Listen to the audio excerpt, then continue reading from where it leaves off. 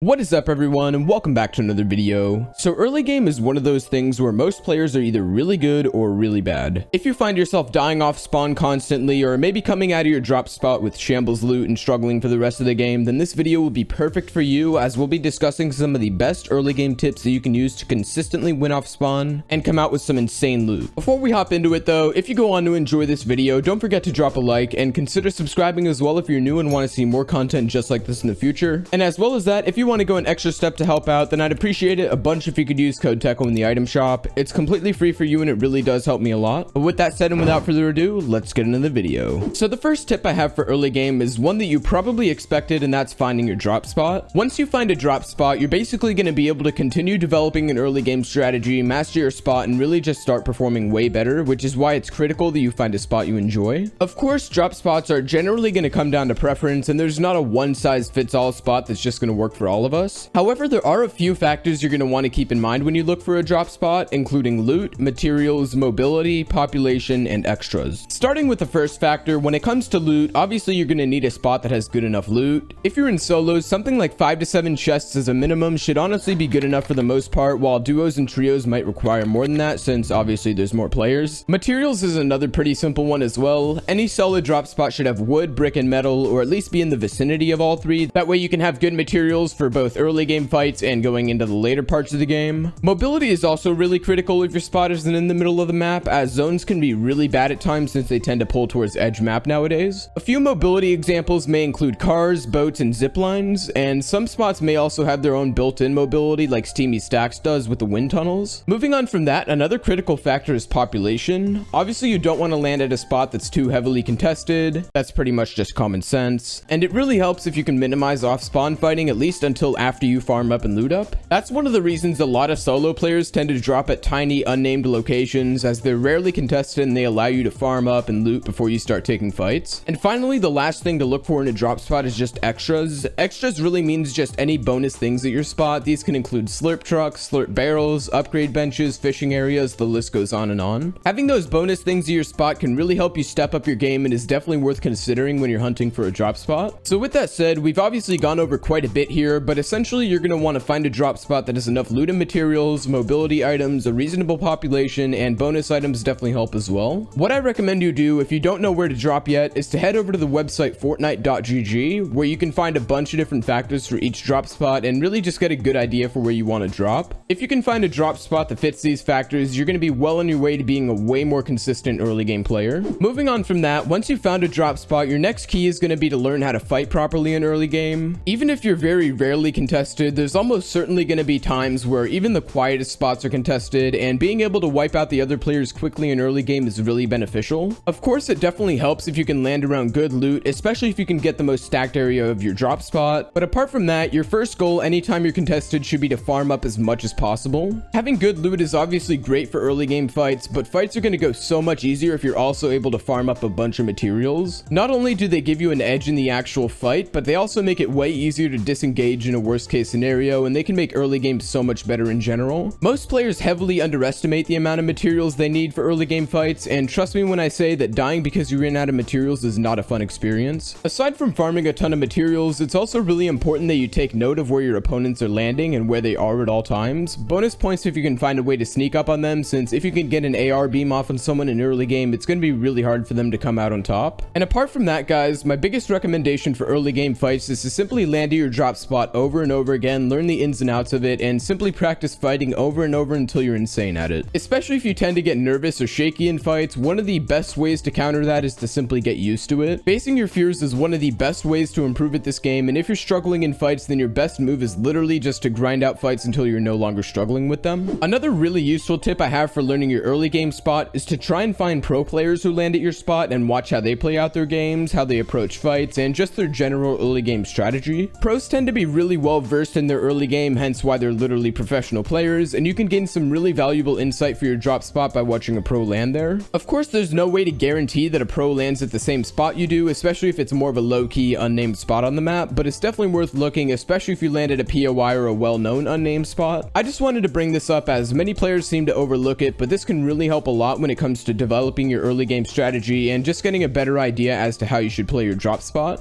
So once you've developed a consistent drop spot and learned the ins and outs of it through landing and fighting there consistently, the next step in the game is, of course, preparing for the later stages of the game. Assuming you've handled any off-spawn engagements that might get in your way, it's important that you take note of where the first zone is pulling to. If it's on you or at least close to you, then you're honestly good to just stick around for a little bit. And if it's far, then you're going to want to start figuring out your best method of rotation and where you should rotate to. Mid-game rotations are honestly a whole different beast, but let me know down in the comments if you want me to make like a dedicated video about rotations, as I know a lot about that topic and I'm happy to do that if you're all interested. Aside from rotating into the first zone, you'll of course want to finish up looting your spot if you've got the time and continue farming up as much as possible before the zone comes in. My biggest tip is to just rotate early though. Getting caught in the storm early into the game is almost like a death sentence in this game, and based on the way zones tend to move, aka they tend to move in the same direction and go more and more towards the edge of the map, at least between the first and third zone, that's typically how it works. Basically, if you're getting caught in storm during early game, then that's pretty much going to continue until the end game as well. Make sure you're getting ahead nice and early so you don't have to struggle in zone for the entire game. If you do have time, however, I recommend that you simply farm up as much as you possibly can. There's pretty much no such thing as too many materials in this game nowadays, and especially in competitive modes, it's critical that you have solid materials since there's really no guarantee that you're going to have time to farm up later in the game, and there's always the chance that you won't get any more kills either. Particularly in tournaments and other high-level lobbies, it's going to be really hard to get mid-game kills at times, so ensuring that you farm up a bunch of materials early on kind of gives you like a cushion so you don't have to stress too much over materials later on in the game. But with all that said, guys, that's going to wrap it up for this video. In conclusion, you're going to want to start by finding a drop spot that fits the factors we discussed, then practice landing there over and over again to learn the ins and outs of it and develop your fighting skill, as well as trying to figure out your strategy for transitioning into the mid game. If you follow the tips outlined in this video, you should be well on your way to avoiding losing off spawn and becoming a much more consistent player overall. If you enjoyed this video, be sure to drop a like on it and consider subscribing as well if you want to see more content just like this in the future. And if you'd like to help out a bit extra, then feel free to use code Teckoh in the item shop. It's completely free for you and it really does help me out a bunch. Thank you all for watching this video though, and I will see you guys in the next one. Bye for now.